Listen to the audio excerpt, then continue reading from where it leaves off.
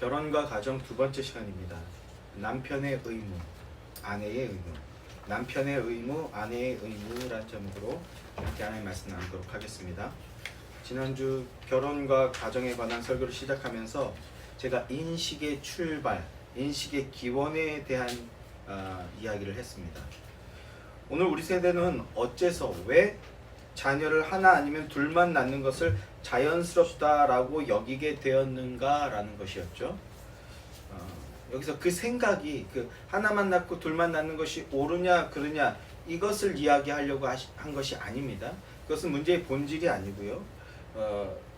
그것은 그 문제의 본질이 아니라는 것을 다시 한번 말씀을 드리면서 이것이 오늘날 우리의 보편적인 사고 방식이라는 것인데, 그런데 그런 시대 정신이나 시대 사조가 언제부터 내 안에 있었으며 어디서부터 기인하신 것인가?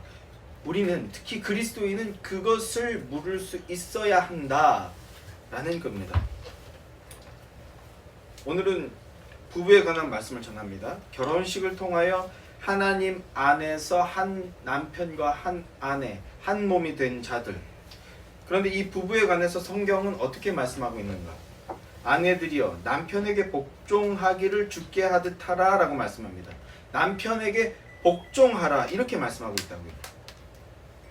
우리 시대, 요즘 우리 시대의 가장 뜨거운 화두라고 할 수 있는 페미니즘, 이 페미니즘적 사고로 이 말씀을 접한다면, 남편에게 복종하라 이 말씀을 페미니즘적 사고로 접근한다면 너무나 큰 괴리가 발생하지 않습니까? 우리 인간은 끊임없이 시대의 문화와 시대의 사조의 영향을 받을 수밖에 없는 존재입니다. 그러나 그리스도인이란 시대의 사조나 문화를 무비판적으로 수용하고 무비판적으로 따르며 그것들에게 맞추어 나가는 그런 존재가 아닌, 하나님께서 무엇이라고 말씀하셨는가? 하나님께서 어떻게 말씀하셨는가? 이 하나님의 말씀에 최우선적으로 귀를 기울이는 자들이고, 하나님의 말씀을 마음을 다해 듣고 순종하며 따르는 자들이 바로 그리스도인이라는 것입니다.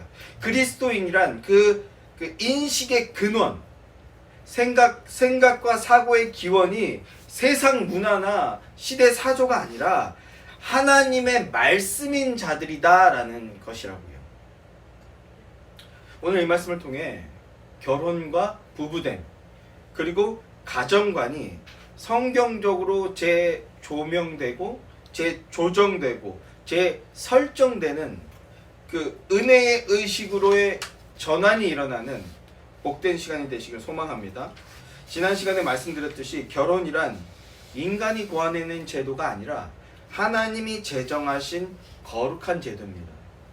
지난주 본문이죠. 창세기 2장 24절 말씀. 이러므로 남자가 부모를 떠나 그 아내와 합하여 둘이 한 몸을 이룰지로다 이렇게 말씀했다고요. 오늘 본문 에베소서 5장 31절 말씀은 창세기의 이 말씀을 인용하여 다시 한번 재천명하고 있습니다. 그러므로 사람이 부모를 떠나 그의 아내와 합하여 둘이 한 육체를 이룰지니 이 비밀이 크도다. 나는 그리스도와 교회에 대하여 말하노라. 그러나 너희도 각각 자기의 아내 사랑하기를 자신같이 하고 아내도 자기 남편을 존경하라. 이렇게 말씀하고 있습니다. 구속사적 관점으로 봤을 때 남편과 아내의 하나됨을 통하여서 그리스도와 교회가 하나되고 영원한 천상에서 신부인 교회가 신랑과 영원한 혼인잔치 같은 그런 날을 맞이하게 될 거다, 이런 의미를 말씀하는 것이지만, 동시에 이 말씀 안에는 그리스도인의 결혼의 원리가 담겨 있다라는 겁니다. 그리스도인의 결혼의 원리. 성경은 하나님과 교회를 언약 관계로 묘사합니다. 언약을 통해서 맺어진 관계라고 말씀하는 겁니다. 출애굽기 19장 3절부터 6절 말씀을 보면요, 모세가 하나님 앞에 올라가니 여호와께서 산에서 그를 불러 말씀하시되 너는 이같이 야곱의 집에 말하고 이스라엘 자손들에게 말하라. 내가 애굽 사람에게 어떻게 행하였음과 내가 어떻게 독수리 날개로 너희를 업어 내게로 인도하였음을 너희가 보았느니라. 세계가 다 내게 속하였나니 너희가 내 말을 잘 듣고 내 언약을 지키면 너희는 모든 민족 중에서 내 소유가 되겠고 너희가 내게 대하여 제사장 나라가 되며 거룩한 백성이 되리라 이렇게 말씀하고 있습니다. 이것을 우리가 신의 산 언약 이렇게 말씀하는데요. 신의 산 언약을 통해서 내가 너의 하나님이 되어주고 그리고 너희를 내 백성이 되게 하겠다. 너희를 제사장 나라가 되게 하겠다. 이렇게 언약을 체결하고 계신 겁니다. 창세기부터 시작해서 끊임없이 구약 전체가 이 언약이 체결되는 모습, 말씀을 우리에게 전해주고 있는데요. 교회와 하나님, 하나님과 교회는 언약 체결을 통해서 연결되어진 관계라는 겁니다. 그러면서 동시에 성경은요, 하나님과 교회의 관계를 신랑과 신부의 관계로도 묘사합니다. 예레미야 31장 32절 말씀.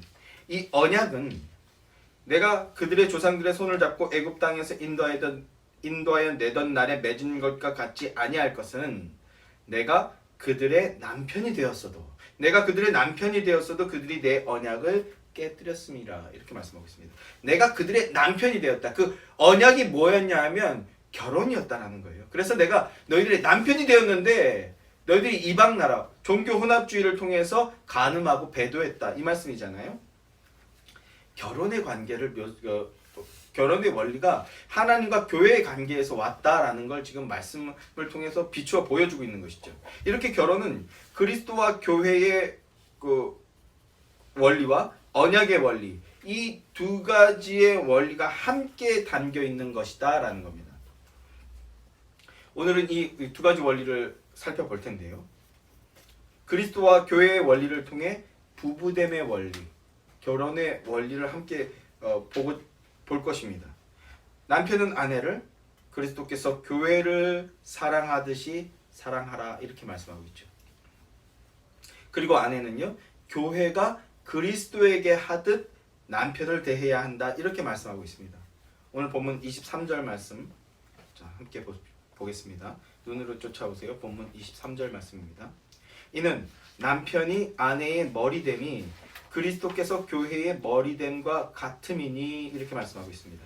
남편이 아내의 머리가 된다. 이렇게 교회가 그리스도가 교회의 머리됨과 똑같이 남편이 아내의 머리가 된다. 이렇게 말씀하고 있어요. 이 말씀이 무슨 뜻일까요? 무슨 의미이겠습니까? 그런데 그 전에 남편이 아내의 머리가 된다. 이 말씀을 여러분은 어떻게 들으십니까? 하나님의 말씀인데 여러분 어떻게 받고 계신가요? 이 말씀을 딱 받았을 때 마음에 평안하고 은혜롭게 와 닿으십니까? 아니면 그 반대이십니까? 우리는 기본적으로 이 한국 사람들은 기본적으로 유교적 사고가 우리 인식이 아주 뿌리 깊게 내려져 있는 것들을 보게 됩니다. 이를테면 10계명의 제5계명 뭡니까? 제5계명 뭐예요? 내 부모를 공경하라 이렇게 말씀하고 있죠. 이것이 우리의 율법인데 이 계명 앞에서 우리는 히브리적 사고를 하기보다는 유교의 이기사상이나 효사상으로 이 말씀을 받고 행하려 하는 경향을 보게 됩니다. 부모를 하늘로 여기며 받들고 섬기는 태도를 보이는 것. 그렇지 않으면 그거는 큰 어떤 불효라는 이런 것이요. 물론 이런 의미도 그 5계명 안에는 담겨 있죠. 5계명 안에는 유교가 말하고 있는 부모를 존경하고 받들어 섬기는 내용들이 당연히 함께 포함되어 있습니다. 그러나 5계명의 성경적인 의미는요, 훨씬 더 넓고 훨씬 더 깊은 그런 그 큰 개념입니다. 단지 그 효를 행하는 정도로만 이해하고 있다면 5계명을 부족하게 이해하고 있는 거라고요. 시간적으로도 살아계실 때 섬길 길을 다하라. 이것은 물론 당연한 것이지만 육신이 이 땅을 떠나게 되었을 때, 즉 초월적인 세계관, 시간관까지 담고 있는 그런 말씀이 5계명이에요. 마찬가지로 남편이 아내의 머리다. 우리는 이 말씀을 어떤 유교적 이기사상이라고 하는데 유교적 계급론으로 받아들이는 경향이 있어요. 그래서 남편은 하늘, 여자는 땅, 이런 주종관계를 의미한다고 성급하게 받아들여서 불편하게 여기는 마음이 마음 한켠 어딘가에 있는 것들을 보게 됩니다. 벌써 지금 저도 그런 것들에 익숙해서 지금 설명에 사족을 계속 붙여야 되는 거예요. 그렇지 않고 이 말씀을 말씀 그대로 어떤 그 히브리적 사고를 받아들이고 있으면 굳이 여기에 사족을 붙일 이유가 없는데, 우리는 이 말을 어떤 주종 관계로 여기는, 남자도 그러고 여자도 그러고 그런 경향이 있다라는 겁니다. 그런데 성경 안에는요, 계급론적 사고가 없어요. 그러니까 기독교 세계관이 들어간 곳에는요, 계급이 타파가 된다고요. 왜? 계급론적 사고가 없기 때문입니다. 성경의 세계관에서는요, 계급은 딱 하나밖에 없어요. 하나님과 죄인. 그 안에서 또 다른 무슨 뭐 주의 종이 있고 무슨 주의 안종 평신도가 있고 이러지 않습니다. 이런 계급론적 사고가 없어요. 또 뭐 기업의 사장은 더 높고 뭐 직원은 낮고 부르주아 프롤레타리아 이런 개념 기독교 안에는 없습니다. 그냥 왕이신 하나님, 그리고 하나님을 제외한 나머지는 모두 죄인이에요. 그냥 죄인. 그저 죄인일 뿐입니다. 그냥 하나님의 은혜가 필요한 자들, 하나님의 은혜가 없는 자들, 이것이 기독교가 말하는 어떤 계급론적 사고일 수 있겠습니다. 굳이 계급론을 따진다면요. 남편이 머리가 된다는 것은 여자보다 높은 존재다 이런 의미가 아니라 권위를 가진 존재임을 말씀하는 거예요. 권위. 남성 우월주의나 그래서 독재를 해도 된다라는 그런 의미가 전혀 아닙니다. 이 권위는 그러면 뭐냐? 우린 또 권위하면 권위주의와 권위를 구분하지 못하는데, 권위는 뭐냐 하면 책임을 의미하는 거예요. 책임. 본문 29절 말씀입니다. 누구든지 언제나 자기 육체를 미워하지 않고 오직 양육하여 보호하기를 그리스도께서 교회에게 함과 같이 하나니. 양육하고 보호하기를 그리스도께서 교회에 함과 같이 하나니, 이렇게 말씀하죠. 남편은 아내를 어떻게 사랑해야 한다 말씀드렸습니까?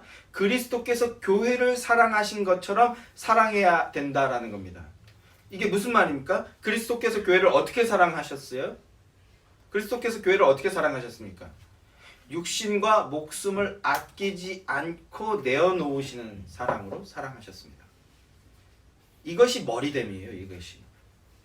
그러니까 무슨 의미입니까? 남편이 아내의 머리가 된다는 건 무슨 의미입니까? 예수 그리스도께서 교회를 사랑하신 것처럼 죽기까지 사랑해라. 목숨 내어놓고 사랑하라라는 겁니다. 가족을 부양하기 위해서라면 그리스도께서 교회를 위해 하신 것처럼 해야 한다, 이런 의미입니다. 남편들 아멘이십니까? 아멘. 아멘입니다. 임재함 왜 아멘 안 하죠? 아내를 위해서 목숨을 내놓으라는 겁니다. 아멘입니까? 주여, 성령의 역사가 필요한 순간이었습니다. 뭐 이런 성경적 세계관이 녹아있는 서구 사회는요, 뭐 이게 좋은 예인지 아닌지 모르겠습니다만, 이런 그 성경적 세계관이 녹아있는 서구 사회에서는요, 함께 살든 그렇지 않던 양육비는 남편의 몫이다, 아빠의 몫이다, 이런 인식들이 이제 녹아있죠. 이 말씀으로부터 이래서 기인해서 이런 인식들이 녹아있습니다. 남편이 머리가 된다는 것의 또 다른 의미는요, 사랑에 기초한 지도력을 발휘해야 된다, 이런 뜻입니다. 마찬가지로 지도력 하면요, 우리는요 위에서 아래로, 이게 유교적 사고거든요. 위에 있는 존재고 아래에 있는 존재가 있다, 이런 것, 이게 이기사상인데, 위에서 아래로, 윗사람이 아랫사람에게 지시하고 명령하는 것이 지도하는 거다, 이렇게 생각하는 경향이 크다라는 겁니다. 그런데 그것은 올바른 생각이 아닙니다. 뭐 이를테면 야, 저거 갖고 와, 이렇게 말하는 거예요. 내가 더 높다고 생각하는 거예요. 그리고 또 이런 유교적 문화에서는요, 이거에 대한 이제 반대 급부로 해서 이제 꼰대라는 말도 나오고 틀딱이라는 말도 나오고, 그래서 나이 많은 사람이 어떤 그 권위를 가지고 말하는 것 자체를 부정하는 뭐 이런 시대까지 왔는데, 뭡니까? 유교적 사고에서 그 반대 의견을 제시하거나 다른 의견을 제시하거나, 혹은 아랫사람이 이런, 하여튼 아랫사람이 위에 사람에게 어떤 대안을 제시하는 걸 어떻게 여깁니까? 버릇없다, 이렇게 여긴다고요. 말이 옳으냐 그르냐는 아예 차치하고 그냥 아랫사람이 어른한테 어떤 그 대안을 제시하거나 대답을 하는 거, 반대 의견을 제시하는 걸 우리는요 그 싸가지 없다 이렇게 여기는 경향이 있어요. 그게 이제 꼰대라는 말이 나오게 된 기원인데, 옳은 말을 해도 어디 감히 어른한테 이렇게 말하면서 무조건 틀렸다라는 식, 이거의 거부감. 당연히 이것은요 올바른 사고가 아니죠. 어른이라고 해서 무조건 맞는 것이 아니고요, 어린이라고 해서 무조건 틀린 것이 아니죠. 옳은 의견에 경청할 수 있어야 되는데, 유교적 사고로 가게 되면요 결국은요 그거는요 그 불효하는 거고, 그 불법을 저지르는 게 되는 거예요. 지도력이란 그런 게 아니에요. 야 그거 갖고 와 이렇게 말하는 거랑, 아니면 어디 싸가지 없이 눈 부릅떠 뭐 이렇게 말한다거나, 올바른 얘기를 해도 버릇없는 녀석 이렇게 말하는 게 아니라는 겁니다. 지도력이라는 표현은요, 이 지도력이라는 게 자녀 양육에 있어서도 굉장히 중요하고 영적 권위를 보이라 이런 의미인데, 지도력이라는 것은 베드로전서 3장 7절에서는 이렇게 말씀합니다. 남편들아 이와 같이 지식을 따라, 성경적 지식을 말하는 것이겠죠. 성경의 지식. 지식을 따라 너희 아내와 동거하고 이렇게 말합니다. 지식. 하나님의 말씀 안에서 하나님의 말씀을 통해 말씀의 지식의 근거에서 올바른 영적 대안을 제시하는 것, 그리고 올바른 영적인 권면을 하는 것, 이것이 바로 지도력이에요. 지도력. 지식의 기원이 올바르고, 그리고 금상첨화로 내용이 올바를 때 권위가 발생하는 겁니다. 남편의 권위가 거기서 발생하는 거예요. 제가 이제 농담으로 이 인식이 있기 때문에 농담을 하는 거고, 이 인식에서 기원한다라는 것을 제 아내도 공감하고 있기 때문에, 공유하고 있기 때문에 농담이 이제 농담이 되는 건데, 어디 감히 남편한테 눈을 부릅떠, 어디 감히 막 이런 농담을 하죠. 그런데 이것이 그 하나님 앞에서는 무용한 가치라는 걸 서로가 공유하고 있기 때문에, 인정하고 인지하고 있기 때문에 농담이 되는 거예요. 남편 우습게 보면 어떻게 되는지 알아? 막 이런 농담들. 농담인 거죠, 그건. 농담은 농담이 돼야 되는 겁니다. 지도력이란, 다시 한번, 지도력이란 지식의 기원이 어디입니까? 하나님께로부터. 하나님의 말씀을 할 때 지도력이 발생하는 거고요, 하나님의 말씀에 근거해서 올바른 대안을 제시할 때 지도력이 발생하는 겁니다. 그리고 이 지도력을 통해서 머리됨을 드러낼 때, 그때 진정한 권위가 발생하는 거고요, 남편의 권위는 거기서부터 오는 거라고요. 그러니까 하나님 말씀 없이 어떤 그 지시를 하고 그 권위를 부리는 거, 그냥 깽판 치는 거예요. 깽판 치는 거. 아멘이십니까? 약간 웃자고 한 소리인데 드럽겠어요. 하여튼 머리됨이란 섬김, 사랑 안에서 영적 권위를 가지라는 것이지 군림하라는 게 아닙니다. 남편은 예수 그리스도께서 교회에게 하신 것처럼 오직 아내만을 절대적으로 목숨을 다해 사랑하고, 26절 말씀은 또 이렇게 말씀합니다. 물로 씻어 깨끗하게 하사 거룩하게 하신 것처럼, 이렇게 말하거든요. 이것이 지도력의 목적인데, 주님의 그 목적, 거룩하게 하라는 그 목적을 쫓아서 사랑해야 하는 겁니다. 그러니까 아내를 거룩한 존재로 만들어 나가야 되는 거예요. 또 27절에서는 이렇게 말씀합니다. 자기 앞에 영광스러운 교회로 세우사 티나 주름 잡힌 것이 없이, 이렇게 말씀하고, 거룩하고 흠이 없게 하신 것처럼 이렇게 말씀합니다. 아내와 가족이 티나 주름 잡힌 것이 없이 거룩하고 흠이 없게 하신 것처럼 그렇게 만들어지게끔 사랑해야 하는 겁니다. 이게 지도력이에요. 그리고 28절 말씀을 보면요, 자기 아내 사랑하기를 자기 자신과 같이 할지니 자기 아내를 사랑하는 자는 자기를 사랑하는 것이라. 누구든지 자기 육체를 미워하지 않고 오직 양육하여 보호하기를 그리스도께서 교회에게 함과 같이 하라, 이렇게 말씀하고 있죠.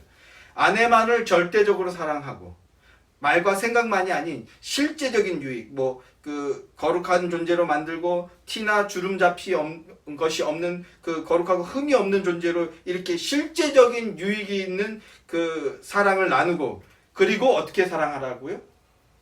희생적으로, 헌신적으로 사랑해야 한다라고 명령하고 계십니다. 그리고 몸소 보여주셨죠. 예수님께서 교회를 향해 그렇게 신랑으로서 사랑하셨습니다. 그러니까 남편이 머리가 된다라는 것은요, 그런 사랑을, 헌신적인 사랑을 보여주어야 한다는 겁니다. 이것이 그리스도인의 결혼의 원리요, 남편의 머리됨의 의미입니다. 그러면 아내는요, 그러한 남편을 존경하고 모든 면에서 양보하고, 그리고 그리스도의 말씀에 복종하듯 남편에게 복종해야 된다는 겁니다. 복종이라는 게 뭡니까? 아이고 주십지오니 뭐 이런 게 아니에요. 사랑으로 돕고 섬긴다라는 의미예요. 그가 나를 사랑하기에 그 사랑에 부응하는 것이죠. 그러니까 어느 한쪽만 하면 이루어지지 않는 겁니다. 어느 한쪽만 해서는 안 되는 거예요. 자, 아내는 남편에게 복종해야 합니다. 그러나 그것은 남편이 아내보다 더 뛰어난 존재이거나 더 높고 우월한 존재여서가 아닙니다. 하나님께서 머리됨, 즉 권위를 남편에게 위임하셨다라는 것을 믿는 믿음이 있기 때문입니다. 이것이 그리스도인의 결혼의 기본 원칙이자 원리입니다. 어떻게 들리십니까? 이 결혼에 대해 훨씬 신중해지지 않습니까? 아내들은요, 그리고 남편과 아내, 그 아빠와 엄마가 됐을 때 자녀들에게 이걸 가르쳐 주셔야 되는 거예요. 이 에베소서 5장의 말씀은. 그러면 자녀들이요, 결혼에 대해서 훨씬 깊게 신중한 자세를 갖게 되는 겁니다.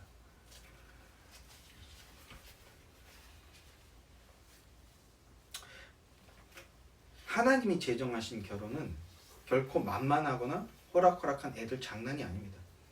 세상적인 그 생각으로 쉽게 받아들일 수 없는 내용들인 거죠. 하나님의 나라를 세운다는 것의 그 무거움과 엄중함을 생각해 보십시오. 그렇게 쉬울 리가 없어요. 그렇다면 이 결혼의 원리를 어떻게 행해야 하고 어떻게 실행할 수 있는가? 에베소서 5장 18절에서 그 해답을 말씀하고 있는데요. 이 어렵고 힘든 걸 어떻게 해야 가능하게 하는가? 5장 18절 말씀. 술 취하지 말라. 이는 방탕한 것이니 오직 성령으로 충만함을 받으라. 이렇게 말씀하고 있습니다. 성령의 충만함 가운데 거할 때 우리는 하나님의 말씀에 복종할 수 있고, 그리고 이 결혼, 남편의 모습과 아내의 모습, 이 결혼의 원리에 충실해질 수 있게 된다는 겁니다. 자, 그리스도인의 결혼의 원리 또 하나는요, 언약의 원리라고 말씀드렸습니다. 하나님께서는 결혼을 제정하시면서 다양한 경우의 수를 제시하시지 않으셨어요. 이런 상황에는 좀 이렇게 하고, 부부 생활 말고요, 원리에서 혼인서약과 맹세를 통해서 결혼이 성사되면요, 하나님의 창조의 원리와 목적과 명령에 순종하듯 결혼의 원리에 무조건 순종하겠다는 약속이 담겨져 있는 겁니다.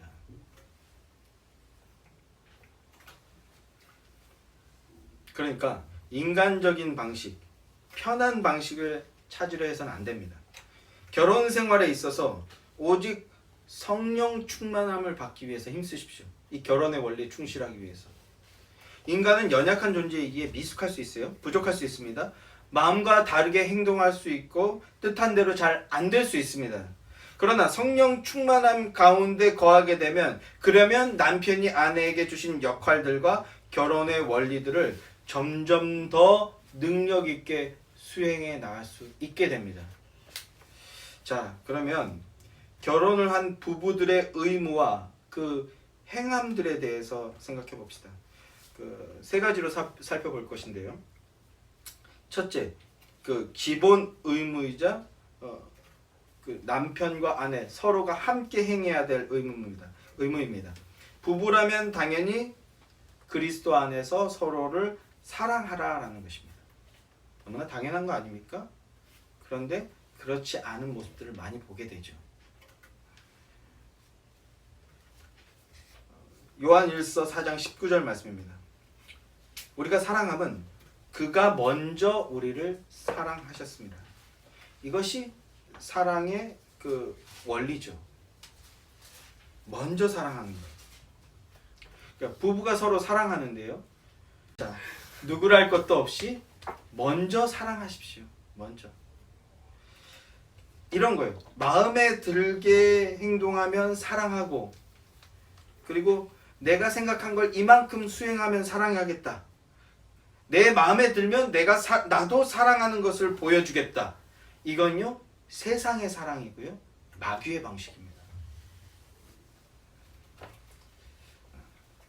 우리 주님께서는요, 먼저 사랑해 주셨어요. 먼저. 제가 어렸을 때 읽은 동화 중에 이런 동화가 있습니다. 이 동화를 읽으면서 저는 이 다음에 크면 나는 꼭 이런 남편이 되어야 되겠다, 이렇게 다짐을 했던 동화인데요.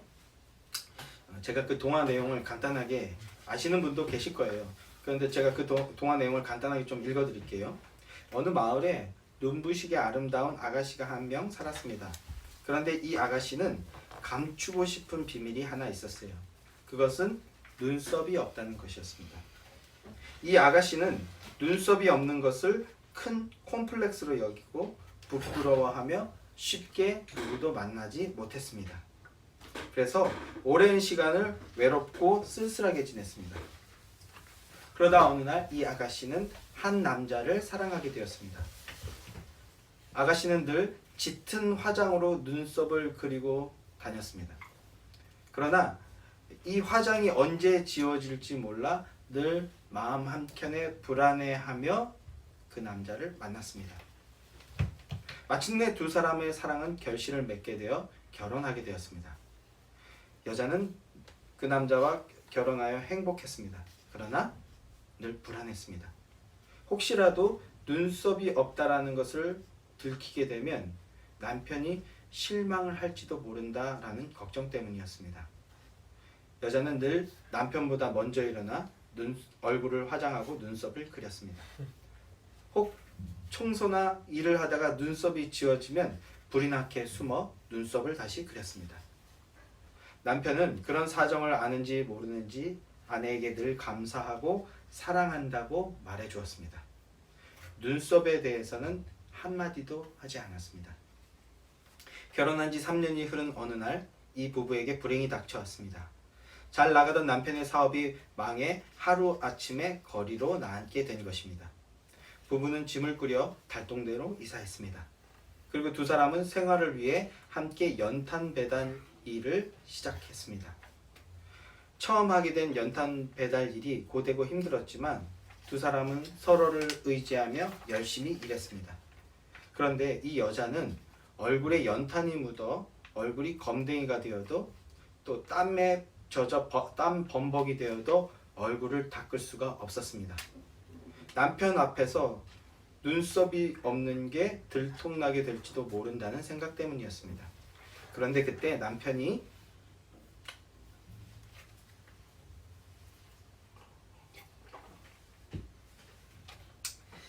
일을 멈추고 아내에게 다가갔습니다. 그리고 수건으로 연탄과 땀 범벅이 된 아내의 얼굴을 닦아주기 시작했습니다. 아내가 그토록 염려하던 주책이야. 자, 그토록 염려하던 눈썹 부분만, 왜 이러죠? 눈썹 부분만 남겨둔 채 말입니다. 네. 어렸을 때 읽었던 동화인데요. 아시는 분들도 계실 겁니다. 요즘 같으면 눈썹 문신하러 가지 무슨 참 못난 남편이다 이렇게 말할지도 모르겠습니다. 아내의 연약함, 아내의 부족함, 상대의 그 약함과 아픔까지도 눈 감아주는 사랑을 얘기하는 거죠. 이런 갈망이 저는 오래전부터 있었던 것 같아요. 사랑의 조건이 충족되면 사랑하는 것, 그것은 사랑이 아니죠. 또한 조건에 부합되지 못하고 결핍이 발생했다고 사랑하지 않는 것, 그건 당연히 사랑이 아니죠. 상대의 허물과 약함까지도 공감하고 그리고 덮어주는 것, 그것이 사랑이겠죠. 성경은 이렇게 말씀합니다. 잠언 10장 12절 말씀은 미움은 다툼을 일으켜도 사랑은 모든 허물을 가리느니라. 또 베드로전서 4장 8절도 이렇게 말씀합니다. 무엇보다 뜨겁게 서로 사랑할지니 사랑은 허다한 죄를 덮느니라. 기독교적 사랑은요, 그리스도께서 보여주신 우리의 사랑은요, 파라디돔이라는 단어로 표현하는데 덮어주는 거예요. 덮어준다. 원복음에서도 보면요, 그 아담과 하와의 죄를 어떤 동물을 잡아서 그 가죽옷을 덮어서 그들을 의인으로 만들어줬잖아요. 그러니까 그리스도인이 의인이라 칭함을 받는 이 원리에서 그 원리의 내용이 뭡니까? 의를 덮어주는 거예요. 예수의 의를. 여기서 부부의 사랑과 가족의 사랑의 원리도 나오는 겁니다. 덮어주는 겁니다. 덮어주는 것. 서로의 약함과 아픔을 공감하면서 그것을 덮어주고 사랑하는 것. 이게 기독교의 사랑입니다. 네가 잘났네. 네가 못났네. 야, 니네 집은 왜 그러냐? 예. 우리 장인어른 장모님도 계시지만 농담으로 이런 말이죠. 니네 장인어른 장모님은 왜 그러냐? 농담이 되니까 이런 말을 하는 거예요. 농담이. 우리 집 욕했어 지금? 이런 걸로 싸운 적 한 번도 없습니다. 왜? 둘 다 못났거든요. 둘 다 못났어요. 굳이 따지면 우리 집이 좀 더 못났다. 네. 인정하는 거예요? 둘 다 못난 거 자랑하는 겁니다. 그만큼 더 사랑하겠다. 덮어주겠다. 덮어주는 것도요, 넌 참 부족하구나 라 해서 덮어주는 게 아니라 나도 연약하고 너도 연약하다. 그리스도의 은혜가 필요하다. 서로의 허물을 같이 아파하고 덮어주는 겁니다. 이게 부부의 사랑입니다. 여기서부터 출발하는 겁니다. 또 결혼의 과정, 지난주에 이제 결혼의 과정에 대해서 설명했지 않았습니까? 결혼의 과정을 신실하게 통과했다면 그것만으로도요, 사랑할 조건은 충분히 충족이 된 겁니다. 그런데 그게 안 됐더라도 사랑하라는 겁니다. 그게 충족이 안 됐더라도 사랑하라는 겁니다.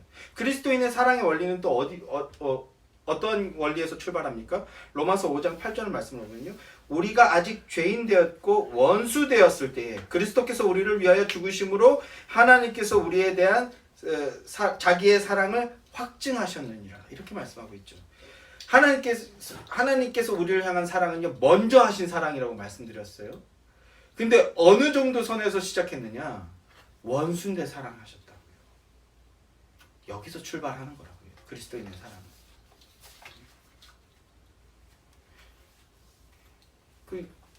한동안 유행하던 짤, 남편의 다른 이름, 초성 게임인데 남편의 다른 이름 했는데 그 초성이 시옷, 비읍, 니은이었어요. 그럼 우리 뭐부터 생각합니까? 지금도 또 딱 떠오르는 단어가 있죠. 무슨 단어예요? 서방님. 네, 서방님. 서방 너무 할 뻔했어요. 이렇게 생각하는 게 아니라 서로 부족하니까 원수라고 생각하는 게 아니라 원수 같은 나를 사랑해 주신 그 사랑 안에서 사랑하겠다. 내가 먼저 사랑하겠다. 그리스도인의 사랑은 전에 이제 사랑의 커트라인이라는 설교도 하지 않았습니까? 그 설교와 함께 병행해서 들으시면 좋은데요. 원수, 여기가 커트라인이에요. 여기부터 사랑하겠다는 겁니다. 그러니까 이런 사랑의 원리를 내 마음 안에 주시기를 늘 간구하면서 주님이 주신 그 배우자라면, 배필이라면 존재 그 자체로 사랑하며 내가 먼저 사랑하겠다. 존재 그 자체로 감사히 여기며 내가 먼저 사랑하겠다라는 거예요. 이 원리가 있으면요, 싸워도 하루 이상 넘어가지 않는 거예요. 그 미움의 감정이. 특별히 이 사랑은요, 남자가 먼저 표현해야 되는 겁니다. 말과 몸으로. 남편들은 말과 행함으로 그 사랑을 먼저 보여줘야 돼요. 그러니까 아내한테 사랑해 사랑해 사랑해 사랑해 사랑해 사랑해 이렇게 말해야 되는 겁니다. 가끔 그래서 몰아서 막 한 번에 제가 말했는데 이렇게 마일리지로 이렇게 먼저 해야 되는 거예요. 먼저. 그것이 남편의 의무입니다. 만일 그 말을 안 하고 있으면요, 아 내가 또 마음이 높아졌구나, 하나님을 향한 겸비함이 내 안에 사라졌구나, 이렇게 생각하며 회개해야 되는 거예요. 그러면 아내들은요, 그 말을 하지 않는 남편에게는요 밥을 차려주지 않아도 되는 겁니다. 조금 멀리 갔는데요, 추후에 또 조목조목 이러한 내용들을 이제 우리 나누어 보도록 하겠습니다. 부부간의 기본적인 의무는 서로 사랑하는 겁니다. 그리고 이 의무를 잘 이행하기 위해서는 두 사람이 다 그리스도 안에 거하며 영적인 의무를 이행하기 위해서 힘써야 합니다. 이 영적인 의무를 이행할 때 우리 안에 그런 능력들이 나타나게 되는 겁니다. 가정이 하나님의 나라가 되고 평안하기 위해서는 반드시 두 사람이 영적으로 동등한 멍에를 메고 있어야 돼요. 한 사람만 메고 있으면요, 매우 힘들어집니다. 그런데 함께 이 멍에를 맬 때는요, 충분히 가능해집니다. 서로 짐을 함께 지어야 하는 거예요. 이 균형이 너무너무 중요합니다. 그러니까 이 균형을 갖출 수 있는 사람을 만나려고 힘써야 되는 거예요. 너무 어느 한쪽이 영적으로 신실하거나 그러면 힘들어져요. 교회와 가정에서 함께 하나님을 경배할 때 그 가정에는요, 감사와 기쁨이 넘치게 되고 그리고 영광됨이 넘치게 됩니다. 부부가 함께 성경을 읽고 묵상을 함께 나눌 때 서로 더 신뢰하게 될 것이고 더 존중하게 됩니다. 부부가 함께 하나님을 찬양하고 함께 성례에 참여하고 함께 기도회에 참여하여서 서로를 위해 기도할 때, 서로를 위해 기도하고 교회를 위해서 기도하고 나라를 위해서 기도할 때, 그때 어떻게 됩니까? 서로를 더 귀하게 여기게 되고요, 더 사랑하게 되고 그리고 환하게 빛나는 가정이 됩니다. 이제 주일 저녁 예배가 없어진 교회가 이제 거의 대부분이죠. 아직 희미하게 한두 교회 정도 남아있는 것 같은데, 주일 예배를 하고 나서 특히 싸울 일이 많아요. 이상하게. 왜냐하면 마귀는 가정을 공격하기 때문입니다. 가정이 무너져야 교회가 무너지고, 교회가 무너져야 사회가 무너지고, 사회가 무너져야 나라가 무너지거든요. 그래서 가정을 공격하고요. 언제 공격합니까? 주일날 공격해요. 그때가 약점이에요. 그래서 주일날 교회 가기 전에 가장 많이 싸우죠. 부모 자식 간에. 야, 너는 예배 준비도 안 되냐, 이런 걸로. 또 갔다 와서 또 싸울 일이 많아요. 희한하게. 그래서 싸워요. 인간이니까 싸우죠. 그런데 서로 이제 싸워서 불편한 감정이 있는데 저녁 예배를 가는 거예요. 부부가 함께. 갈 때는요, 어떻게 갑니까? 이러고 가는 거예요. 성경 찾고. 이러고 가요. 그냥. 따로따로 이렇게 가요. 그냥. 가서 따로 좀 간격 떨어져서 앉아 있어요. 그런데 예배, 충실한 예배를 드리면요, 나올 때는 어떻게 나옵니까? 어떻게 나와요? 팔짱 끼고 나오는 거예요. 다시. 내가 미안하다, 내가 부족하다 이러면서. 왜? 하나님 앞에 섰기 때문에. 이럴 때 그 가정은 환하게 빛나게 된다. 영적인 의무를 이행할 때. 휘틀리는 이렇게 말했습니다. 육체의 외모나 인간적인 재능에 기초한 사랑은 모래 위에 지은 집 같아서 폭풍이 몰아치면 무너지고 만다. 그러나 하나님을 바라보는 영적 사랑은 그분의 뜻에 기초하며 그분의 계명을 지키고 그것에 순종하기에 결코 변할 수 없는 사랑이다. 왜냐하면 그 사랑의 근거가 결코 변할 수 없기 때문입니다. 결코 변할 수 없기 때문이다. 하나님의 사랑은 어떤 사랑입니까? 무한하고 불변하고 영원한 사랑입니다. 그렇기 때문에 그 사랑 안에 들어가면요, 영원한 사랑이 나오게 되는 거예요. 하나님의 말씀에 순종하고 부부의 의무에 충실한 부부가 되십시오. 그러면 하나님의 모습처럼 무한하시고 영원하시고 불변하신 하나님의 그 모습 그대로, 그 은혜 가운데 그런 사랑과 은혜와 기쁨이 넘치는 가정이 되게 될 것입니다. 자, 두 번째, 남편의 의무입니다. 남편의 의무. 지난 시간에 말씀드렸습니다만 프로테스탄트 이전의 부부관계는요, 지배와 피지배 이런 관계였어요. 동서고금을 막론하고요, 남편이 그 유교 사상이 아닌 곳에서도요, 남편은 군림하는 존재였고요, 아내는요, 그 노예에 방불한 삶이었습니다. 남자는 가정에서 군림하는 독재자와 같은 존재였어요. 조선 시대를 보면요, 연안 박지원의 허생전이라는 소설이 있죠. 이 허생전의 내용을 간단하게 말씀드리면 선비랍시고, 이게 조선의 모습을, 그러니까 좀 더 첨언하자면 연안 박지원이 청나라를 갔다 하고 나서 청나라에 서양 문물이 들어온 것을 보게 돼요. 청나라 자체도 그 1700년대 청나라는 엄청나게 부강한 나라였고, 사실 그 후대의 연구 결과에 보면 전 세계의 모든 돈이 청나라로 들어가고 있었어요. 그래서 청나라가 엄청나게 부자고 엄청나게 발전한 모습을 보면서 이 박지원이 너무나 충격을 받은 거예요. 그런데 1700년대의 조선은요, 망해가기 시작하던 단계였거든요. 모든 시스템이 무너지고, 예, 그냥 망해가고 있는, 그러니까 진보된 사회를 꿈꾸면서 허생전이라든지 이런 연안 박지원의 대표적인 책 뭐죠? 뭐 책들 갑자기 생각이 안 나는데, 그런 책들을 쓴 거죠. 조선 사회의 발전을 꿈꾸면서. 근데 조선 사회의 모습을 적나라하게 드러낸 것이 이 허생전이라는 소설인데, 허생전의 내용을 보면요, 허생이라는 선비가 있었어요. 선비랍시고 어떻게 지냅니까? 가족을 부양할 생각은 안 하고 맨날 앉아서 책만 들여다보고 있는 거예요. 책만 들여다보고. 이 허생의 그 목표는 10년 동안 책을 파는 거예요. 그 과거에, 이미 그때는 과거의 그 의미가, 기능이 상실한 시대거든요. 과거에 과거 시험을 치르는 것이 목적이 아니라 그냥 책을 읽는 게 목적이야. 10년 동안 꼼짝도 안 하고 책을 보는 게 목적인데, 이 아내가 그걸 참지 못하고 그 애들이 지금 굶어 죽었는데 어디 가서 쌀이라도 좀 빌어와라, 막 이렇게 욕을 하는 겁니다. 그러니까 허생이 돈 좀 벌어와라 이 말에, 허생이 내 목표가 10년 동안 책을 읽는 거였는데 7년밖에 못하고 이렇게 꿈을 접게 되는구나, 이렇게 탄식하면서 이제 집을 나가는 거예요.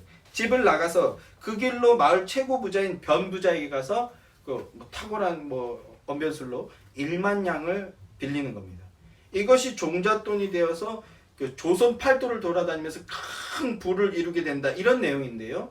그래서 사회를 어떻게 개혁해야 되는가, 그러면서 연안 박지원이 그 허생전을 통해서 얘기하고자 했던 게 조선의 경제가 얼마나 약한지, 1만 양 가지고 조선 팔도의 품목들을 매점매석해버리면 그 매점매석을 통해서 더 큰 부를 이룰 수 있다, 이런 게 그 어떤 경제, 시장 경제의 양면성을 고발하는 그런 의미를 담고 있는데, 그런데 여기서 또 다른 측면은 뭐냐면 그 10여 년 동안 돌아다니면서 그 조선의 경제를 막 쥐락펴락하는 거예요. 뭐 더 자세한 얘기는 안 하겠습니다만, 그런데 그럼 그 큰 부를 이루는 동안 집에는 엽전 한 푼 보내지 않았어요. 그 경제 부흥을 얘기하면서 동시에 그 조선사회 선비들이 뭘 하고 있는지 고발하는 건데, 물론 소설입니다만 집에는 엽전 한 푼 안 보내고 처자식을 내팽개쳐 놓는 거예요. 살았는지 죽었는지도 모르고 사는 겁니다. 이게 조선시대 그 사회 전반전의 모습이었고, 이런 영향을 받은 우리 부모님 세대들 가운데는 그냥 나 몰라라 하고 내팽개치고 집에 연락도 안 하고 이런 모습들이 있죠. 조선의 흔적이 아직도 남아있는 건데, 예. 집안에 살았는지 죽었는지 소식 하나 전하지 않고 애들한테 엽전 한 푼 안 보내는 모습이에요. 큰 부를 이뤘으면. 이걸 업적이라고 얘기할 수 있겠습니까? 이걸 성공했다고 말할 수 있겠습니까? 허생이 그렇게 해서 조선의 경제를 막 쥐락펴락하고, 그래서 도적대 그 경제를 활성화시켜서 창궐하던 도적대들에게 일자리를 준 거죠. 쉽게 얘기하면 도적들을 소탕했는데 일자리를 준 겁니다. 경제를 통해서. 근데 그게 훌륭한 업적이라고 말할 수 있겠느냐라는 겁니다. 그리스도인의 가정과는요, 이건 완전히 배치되는 거예요. 배치되는 거예요. 그리스도인들, 특히 종교개혁가들과 청교도들은요, 가정을 하나님 나라의 시작이라고 보았고 모형이라고 봤습니다. 그래서 공직을 선출할 때 가정의 모습을 엄밀하게 따졌습니다. 이 의무, 남편의 의무에 순전하게 이행하고 있는가. 교회의 직분자를 뽑을 때도요, 이것을 이행하고 있는가, 남편의 의무를 이행하고 있는가, 이걸 따졌다고요.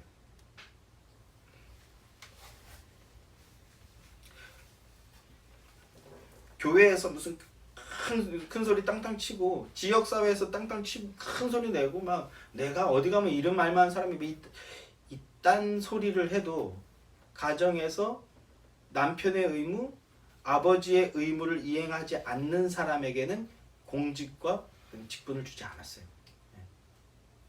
이런 걸 청교도들은 이런 걸 엄밀하게 따졌습니다. 그러니까 사람들이 청교도를 얼마나 싫어했겠습니까? 종교개혁가들 칼빈을 얼마나 싫어했겠어요. 그래서 붙여진 것이 청교도인데 청교도들은 그 말을 기쁘게 받아들였죠. 맞아, 우리는 성경대로 그렇게 고지식하게 따지는 사람들이야. 이렇게 기쁘게 여겼습니다.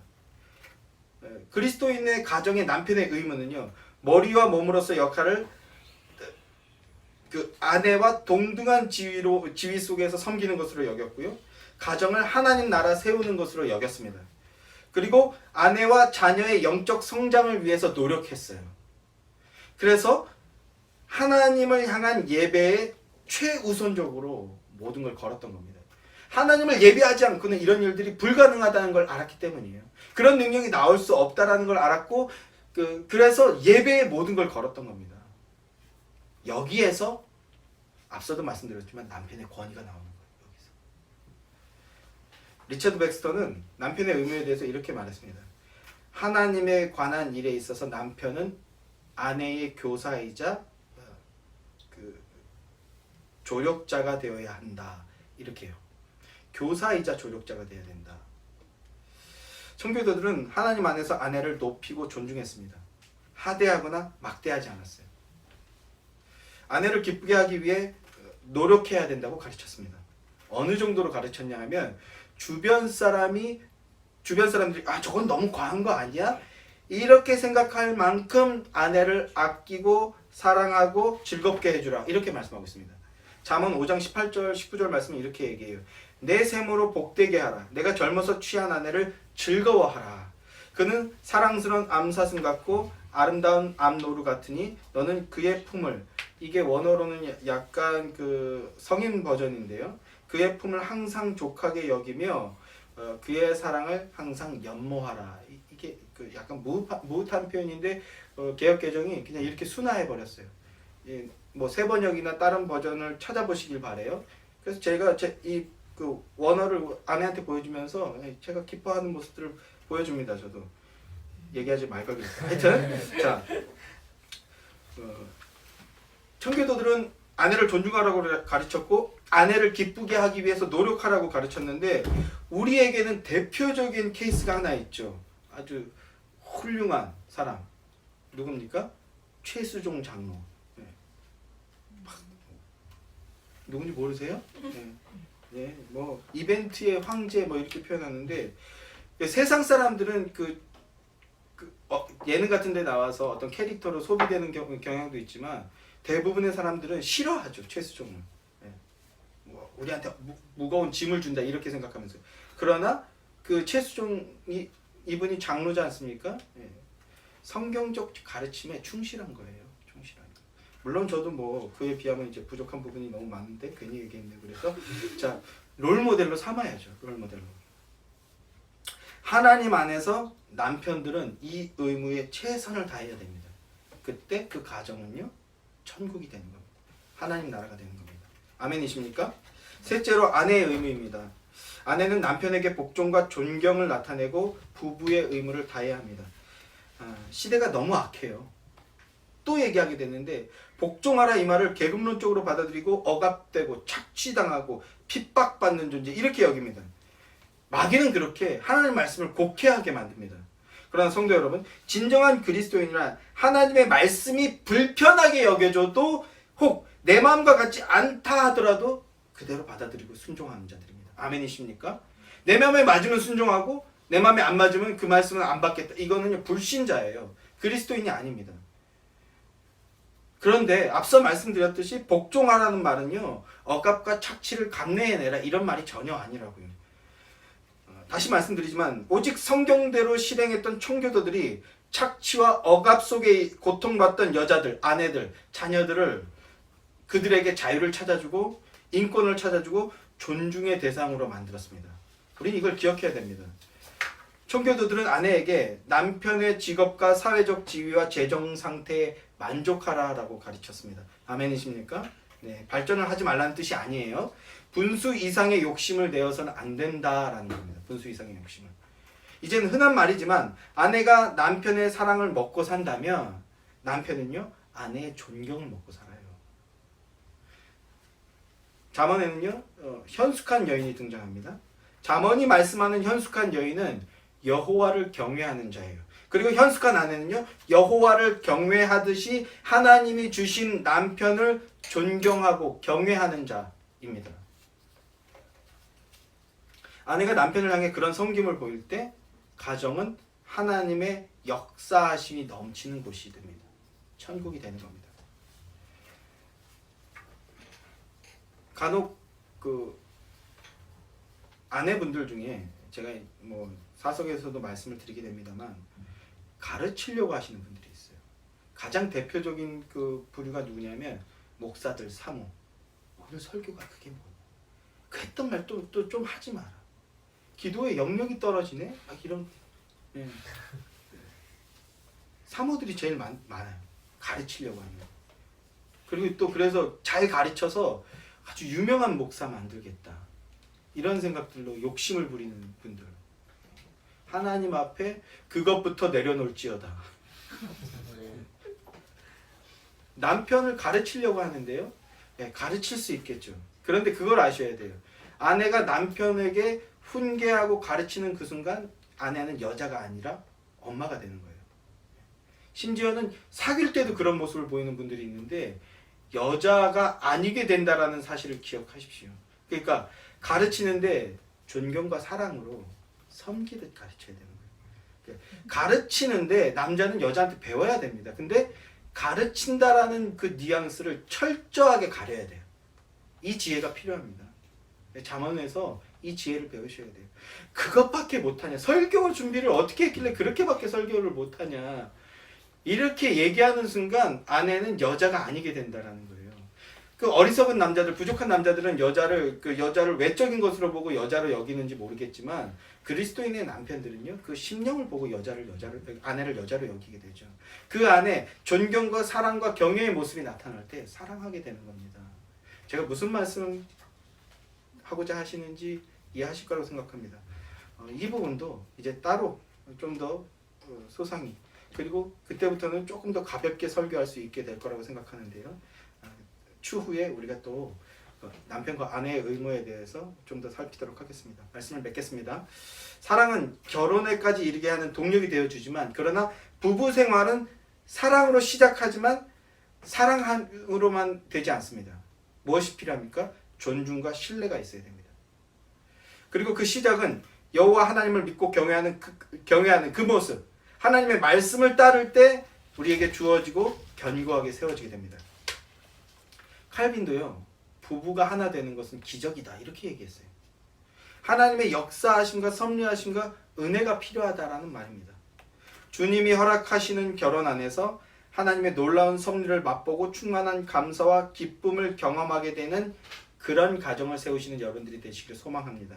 그리고 그 안에서 하나님의 나라를 세워나가는 복된 부부, 복된 가정, 복된 그리스도인들이 되시기를 주님의 이름으로 기원하고 축복합니다.